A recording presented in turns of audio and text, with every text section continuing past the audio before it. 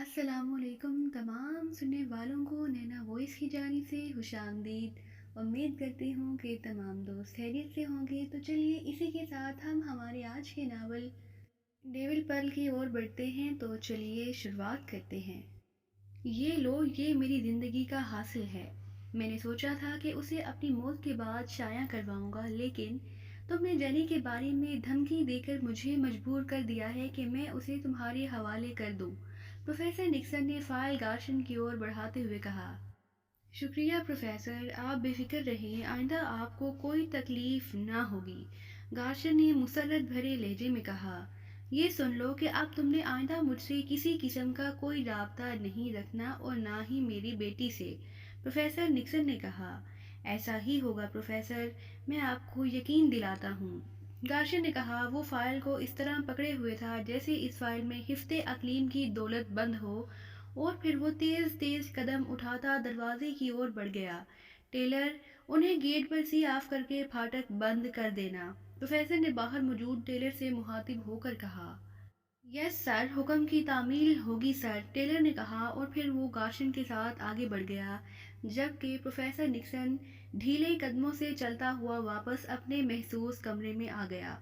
काश मैं इस बारे में ना लिखता, प्रोफेसर ने कुर्सी पर बैठकर कदरे मायूसाना लहजे में कहा, लेकिन फिर वो एक ख्याल के तहत चौंक पड़ा और उसने फ़ोन का रिसीवर उठाया और तेज़ी से नंबर प्रेस करने शुरू कर दिए। आस्टर हाउस, आस्टर हाउस। राब्ता कायम होते ही एक निस्वानी आवाज़ सुनाई दी।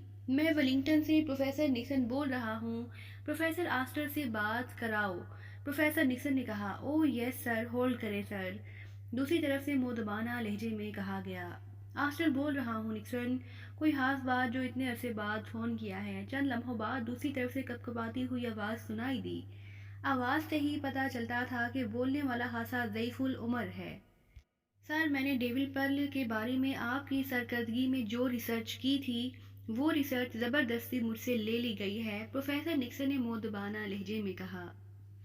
क्योंकि प्रोफेसर आस्टर उसका भी उस्ताद था और उसने डेविल पर्ल पर जो रिसर्च की थी उसमें प्रोफेसर आस्टर ने भी उसकी मदद की थी। मुझे पहले ही इस बात की तवक्का थी, इसलिए तो मैंने तुम्हें इस रिसर्च से मना किया था। क्या हुआ है? प्रोफेसर आस्टर ने इसी तरह कपकपाते हुए लहजे में कहा। तो प्रोफेसर निक्सन ने गार्शन की कॉल आने से लेकर उसके वापस जाने तक की पूरी तफसील बता दी। तुम बेफिक्र रहो, ये गार्शन किसी सूरत भी ये मोती खुद हासिल नहीं कर सकता। प्रोफेसर आस्टर ने कहा। क्यों नहीं हासिल कर सकता वो प्रोफेसर? बकौल उसके वो शैतान का नुमाइंदा है और शैतानी ताकतें उसके तहत हैं। उसे सिर्फ इस मुकाम का इल्म न था जो अब हो जाएगा। अब तो वो आसानी से उस मोती को हासिल कर लेगा। प्रोफेसर निक्सन ने कहा। तुम्हारी बात दुरुस्त हो सकती है, लेकिन ये बहरहाल हमारा मसला नहीं है और ना हमारा इससे कोई ताल्लुक है। हमने तो एक रिसर्च की थी और बस, प्रोफेसर आस्टर ने कहा। यस सर, ठीक है सर, आपका शुक्रिया, आपसे बात करके मुझे बेहद हौसला मिला है, बाय गॉड, प्रोफेसर निक्सन ने कहा, और फिर दूसरी तरफ से गुड बाय के अल्फाज सुनकर उसने एक तवील सांस लेते हुए रिसीवर रख दिया। उसने ये फैसला किया था कि अब वो उसे यकसर भूल जाएगा। इस तरह ही जैनी की जान और इज्जत बच सकती है, और जैनी के लिए वो सब कुछ करने के लिए तैयार था। शन एक बड़ी सी इमारत के एक कमरे में सोफे पर बैठा हुआ वो फाइल पढ़ने में मसरूफ था जो प्रोफेसर निक्सन से ले आया था। सामने मेज पर शराब की बोतल पड़ी हुई थी और गार्शन पढ़ने के साथ साथ शराब भी बोतल के जरिए बराह रास्त पी रहा था। फाइल में तकरीबन 150 सफ़ात थे और गार्शन को उसे पढ़ते हुए तकरीबन 1 घंटा गुजर गया था। फिर उसने आखिरी सफ़ा पढ़कर फाइल को इस तरह मेज़ पर पटक दिया जैसे वो उसे पढ़कर बुरी तरह झल्ला गया हो। ये क्या हुआ? जो असल जगह थी वो किसी कोड में लिखी हुई है, जबकि बाकी सब बकवास आम अल्फाज में लिखी हुई है। मुझे उस प्रोफेसर का कोई ना कोई इंतज़ाम करना पड़ेगा, गार्शन ने घबराते हुए लहजे में कहा, और उसके साथ ही उसने हाथ बढ़ाकर मेज़ पर रखे हुए फ़ोन का रिसीवर उठाया और तेज़ी से नंबर प्रेस करने शुरू कर दिए। यस, प्रोफेसर निक्सन बोल रहा हूँ, राब्ता कायम होते ही प्रोफेसर निक्सन की आवाज़ सुनाई दी।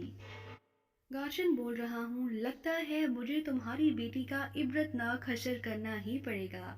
गार्शन ने गर्राते हुए लहजे में कहा। अब क्या हुआ है, ये फाइल तो तुम ले गए हो फिर? प्रोफेसर निक्सन ने चौंक कर पूछा। उसमें जो असल मुकाम है वो तुमने कोड में लिखा है और बाकी सब बकवास आम जुबान में और तफसील से लिखी है। मुझे उस कोड का दुरुस्त मतलब बताओ, वरना मैं तुम्हारा और तुम्हारी बेटी का वो हशर करूंगा कि दुनिया इबरत पकड़ेगी। गार्शन ने पहले से ज्यादा सख्त और गर्राते हुए लहजे में कहा। तुमने पूरी फाइल पढ़ ली है? दूसरी तरफ से कहा गया। हाँ, गार्शन ने उसी तरह बड़ा फरोख्ता लहजे में कहा। ये जिसे तुम कोड कह रहे हो, ये सब कुछ मैंने एक कदीम कुतबे से नकल किया है। ये कदीम कुतबा ऑस्ट्रेलिया से मिला था मुझे। उसकी जुबान कलीदानी है जिसे पढ़ लिया गया है।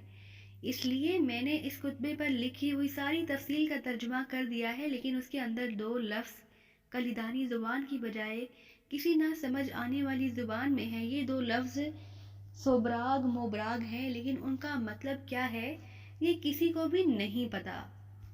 इसलिए ये दो अल्फाज मैंने वैसे ही लिख दिए हैं, और ये भी दुरुस्त है कि यही दो अल्फाज इस मुकाम को ज़ाहिर करते हैं जहाँ ये मोती है। मेरा ख्याल है कि ये दोनों अल्फाज कदीम दौर के किसी मुकामात के नाम हैं जिन्हें वैसे ही लिख दिया गया है। मेरे उस्ताद प्रोफेसर आस्टर इस वक्त कदीम तारीख पर अथॉरिटी हैं। वो बेहद ज़ईफ़ुल उम्र है। मैंने ये रिसर्च उनकी राहबरी में की है। उनका भी यही ख्याल है कि ये अल्फाज मुकामात के नाम पर हैं, लेकिन इससे पहले ये नाम किसी कुतबे या किसी तारीख में नज़र नहीं आते। मेरा ख्याल था कि जब ये रिसर्च होगी तो फिर शायद इन मुकामात के बारे में किसी तरफ से इत्तला मिल जाए, लेकिन फिर मैंने इसे शाया होने से रोक दिया। इसलिए इसमें मेरा कोई कसूर नहीं है। प्रोफेसर निक्सन ने तफसील बताते हुए कहा। तो फिर ये रिसर्च क्या है? अब मैं ये मोती कहाँ से हासिल करूं, बोलो। गार्शन ने गुस्सैले लहजे में कहा। तुम्हारे पास बेशुमार शैतानी ताकतें हैं जो यकीनन कदीम दौर की होंगी। उनसे पूछ लो, हो सकता है कि वो इन मुकामात के बारे में इल्म रखती हूँ। प्रोफेसर निक्सन ने जवाब दिया। ओह हाँ, ठीक है, शुक्रिया। इस बार गार्शन ने कदरे नर्म लहजे में कहा और रिसीवर रख दिया। उसे प्रोफेसर निक्सन के लहजे से ही मालूम हो गया था कि वो दुरुस्त कह रहा है, और उसने खुद पूरी फाइल पढ़ ली थी और वाकई यही दो अल्फाज मुकाम को ज़ाहिर करते थे। बाकी तो तफसील थी कि कैसे उस मोती के बारे में उन्हें एक कुतबे से इतला मिली और फिर कैसे उन्होंने इस पर रिसर्च की, और उसके साथ ही उसे अचानक ख्याल आ गया कि इस बारे में उसे एक शैतानी ताकत यूरिश से मालूम करना चाहिए, क्योंकि यूरिश कदीम तरीन दौर की ताकत थी। इसलिए उसे यकीनन इस बारे में इल्म होगा। उसने दोनों हाथों से ताली बजाई और फिर मुंह ही मुंह में कुछ पढ़कर सामने फूंक मार दी। चंद लम्हों बाद दरवाजे पर दस्तक की आवाज़ सुनाई दी। अंदर आ जाओ यूरिश, तुम्हें अंदर आने की इजाज़त दी जाती है, गार्शन ने ऊंची और तहकुमाना आवाज़ में कहा। तो उसके साथ ही दरवाज़ा खुला और एक इंतहाई खूबसूरत लड़की, जिसके हद्दो हाल भी कदीम तरीन दौर की शहजादियों से मिलते थे और उसके जिस्म पर भी कदीम तरीन दौर का लिबास था, वो वाकई खूबसूरती में अपनी मिसाल आप थी, अंदर दाखिल हुई और गार्शन के सामने झुक गई। यूरिश इस इज्जत अफजाई पर आका की मशकूर है। लड़की के मुंह से इंतहाई मुतरन्नम आवाज़ निकली।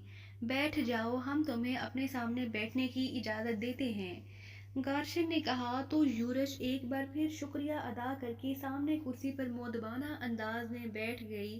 तो गार्शन ने उसे सारी तफसील बता दी। आप मुझसे क्या चाहते हैं आका? यूरिश ने कहा। ये दो अल्फाज कदीम तरीन दौर के किसी मुकाम की निशानदही करते हैं। तुम भी कदीम दौर की हो, इसलिए तुम मुझे बताओ कि ये कदीम नाम जिन मुकामात के हैं वो मौजूदा दौर में कहाँ हैं। गार्शन ने कहा। मुझे तो मालूम नहीं है आका, लेकिन मैं मालूम कर सकती हूँ, यूरिश ने मुदबाना लहजे में कहा। कैसे? गार्शन ने चौंक कर कहा। मैं कदीम तरीन दौर में जाकर एक पिजारी की रूह से पूछ सकती हूँ। ये पिजारी इस बारे में यकीनन जानता होगा, यूरिश ने कहा। तो क्या उस पिजारी की रूह अभी तक कदीम दौर में मौजूद है? ये कैसे मुमकिन है? गार्शन ने कहा। उस पिजारी का नाम रामा था आका, और ये भी शैतान का पैरोकार था। उसने कदीम तरीन दौर में मिस्र और उसके इर्द गिर्द के इलाकों में फसाद बर्पा कर रखा था। پھر اس دور کی روشنی کی انتہائی عظیم شخصیت نے اسے ہلاک کر کے اس کی روح کو زمین کی تہہ میں بنے ہوئے ایک قید خانے میں پھینک دیا تھا، کیونکہ اس بیچارے کی روح بھی اس قدر طاقتور تھی کہ وہ لوگوں کو نقصان پہنچا سکتی تھی، اور تب سے یہ روح اب تک اسی جگہ بند ہے اور قیامت تک بھی وہاں سے نہیں نکل سکتی۔ البتہ میں اسے پوچھ سکتی ہوں کیونکہ میں اس کے پاس آتی جاتی رہتی ہوں۔ میں اس کی ہی نسل سے ہوں، اس لیے وہ مجھے اچھا سمجھتا ہے، یورش نے جواب دیتے ہوئے کہا۔ ٹھیک ہے، جاؤ اور معلوم کر کے آؤ، گارشن نے کہا۔ آقا، شیطانی دنیا کے قانون کے مطابق مجھے پہلے بھیٹ دیں، پھر ہی یہ کام کر سکتی ہوں، یورش نے کہا۔ کیا بھیٹ لینی ہے تم نے؟ گارشن نے ہونٹ چباتے ہوئے کہا۔ اپنے 4 گوفری اونٹ دے دو، یورش نے کہا۔ ٹھیک ہے، جا کر لے لو، لیکن مجھے درست مقام کا پتہ ملنا چاہیے۔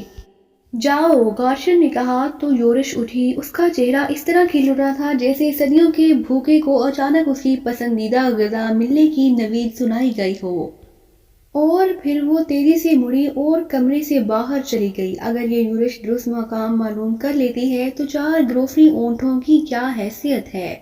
گارشن نے بڑبڑاتے ہوئے کہا، اور پھر تقریباً 1 گھنٹے بعد دوبارہ دستک کی آواز سنائی دی۔ آ جاؤ، گارشن نے اونچی آواز میں کہا تو دروازہ کھلا اور یورش اندر داخل ہوئی۔ کیا معلوم ہوا ہے؟ گارشن نے تیز لہجے میں پوچھا۔ وہ پجاری بھی اس سے واقف نہیں ہے آقا، یورش نے کہا، اور پھر گارشن نے ہونٹ بھینچتے ہوئے کہا۔ میں نے اپنے طور پر ایک اور طاقت سے معلومات حاصل کی ہیں کیونکہ مجھے خطرہ تھا کہ آپ مجھے فنا نہ کر دیں، اور اس طاقت نے مجھے بتایا ہے کہ یہ کام اس دنیا میں صرف ایک ہی آدمی کر سکتا ہے۔ اس کا نام عمران ہے اور وہ پاکیزہ کے دارالحکومت میں رہتا ہے، لیکن وہ کام صرف علمی انداز میں ہی کر سکتا ہے، ویسے نہیں، چاہے اسے پوری دنیا کی دولت ہی کیوں نہ دے دی جائے۔ اور یہ بھی معلوم ہوا ہے آقا کہ وہ آدمی بڑے شیطان اور پورے شیطانی نظام کا سخت ترین اور بڑا دشمن ہے۔ اس کی پشت پر بڑی بڑی روحانی طاقتیں ہیں، اس لیے اگر اسے ذرا سا بھی شک پڑ گیا تو وہ الٹا اس موتی کو خود حاصل کر کے ہمیشہ کے لیے ضائع کر دے گا۔ اور اس طاقت نے یہ بھی بتایا ہے آقا کہ وہ آدمی بڑے شیطان کے خلاف بے شمار بار کام کر چکا ہے اور بڑا شیطان بھی اسے اپنا بڑا دشمن سمجھتا ہے، یورش نے کہا تو گارشن کی آنکھیں پھیلتی چلی گئیں۔ بڑے شیطان کا دشمن؟ اوہ، یہ کیسے ممکن ہے؟ گارشن نے حیرت بھرے لہجے میں کہا۔ یہ درست ہے آقا، وہ آدمی عمران پاکیزہ کے دارالحکومت کے ایک فلیٹ میں اپنے باورچی کے ساتھ رہتا ہے، یورش نے جواب دیتے ہوئے کہا۔ اگر وہ شیطان کا دشمن ہے تو پھر ہم اس سے مدد کیسے لے سکتے ہیں؟ بڑا شیطان ناراض نہ ہو جائے گا؟ گارشن نے کہا۔ بڑا شیطان اس بات سے خوش ہوگا کہ آپ یہ موتی حاصل کر کے پوری دنیا پر شیطانی جال پھیلا دیں گے، یورش نے جواب دیتے ہوئے کہا۔ اوہ ہاں، تمہاری بات درست ہے، لیکن تم نے بتایا ہے کہ اس کے پیچھے روشنی کی طاقتیں ہیں، اس لیے جیسے ہی تم نے اس سے رابطہ کیا اسے بتا دیا جائے گا، گارشن نے کہا۔ اس کا ایک اور حل سوچا ہے میں نے، جس طاقت نے یہ ساری بات بتائی ہے اسی نے مجھے بتایا ہے کہ یہ آدمی کھوج لگانے کا ماہر ہے، اس لیے یہ درست مقام تو بہرحال تلاش کر لے گا، لیکن پھر یہ لازماً وہاں سے موتی خود حاصل کرنے اور اسے ہمیشہ ضائع کرنے کی کوشش کرے گا۔ لیکن اس سے بچنے کا ایک طریقہ ہے کہ کوئی بڑا علمی آدمی جس کا کوئی تعلق شیطان یا اس کی طاقتوں سے نہ ہو، عمران سے اس کام کے لیے رابطہ کرے، اس طرح اسے اس پر شک نہیں پڑے گا اور ہمارا کام بھی ہو جائے گا۔ پھر جیسے ہی وہ مقام معلوم ہوگا آپ فوراً وہاں سے موتی حاصل کر لیں گے۔ پھر آگے آپ خود سمجھتے ہیں، ایک بار یہ موتی آپ کے ہاتھ آ گیا تو پھر یہ عمران بھی آپ کا کچھ نہ بگاڑ سکے گا، یورش نے کہا۔ تمہاری بات درست ہے، لیکن ایسا علمی آدمی کہاں سے تلاش کیا جائے جو ہمارا کام بھی کر دے اور اس عمران کو بھی نہ بتائے کہ یہ کام ہم نے اسے دیا ہے، گارشن نے کہا۔ آقا، یہ ریسرچ پروفیسر نکسن کی ہے اور آپ نے پروفیسر نکسن سے یہ ریسرچ اس کی بیٹی کو بے عزت کرنے کی دھمکی دے کر لی ہے۔ آپ اسے یہ ریسرچ واپس کر دیں اور اسے کہیں کہ یہ اب آپ کے کام کی نہیں ہے۔ میں پروفیسر کی بیٹی کے ذہن پر قبضہ کر لیتی ہوں۔